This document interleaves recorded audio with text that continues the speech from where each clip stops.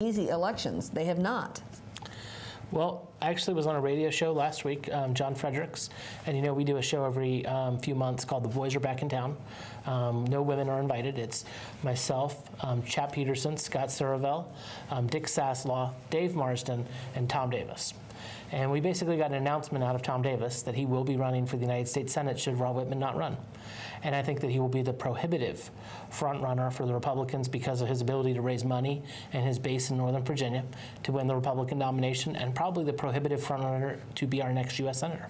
Wow, okay. So that's kind of interesting because, you know, I said that I just heard this morning that somebody threw out Carly Fiorina's name. I never even think of her as being in Virginia, much less a possibility as a candidate for.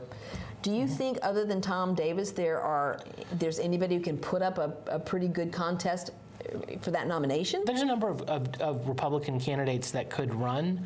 It's going to be a primary. And so, remember, the Republicans selected a primary for next year.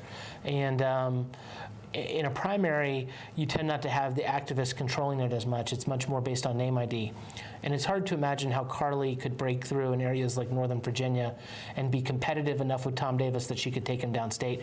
There's a whole host of other people that I think will run, other Republican congressmen, but no one has the base that Tom Davis has. No one has the ability to raise money that he has. And so he's far and away the prohibitive frontrunner.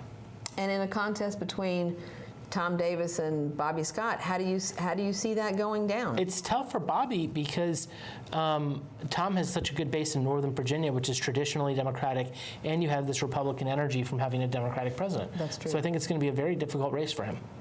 Yeah, I think you're right. So let's go down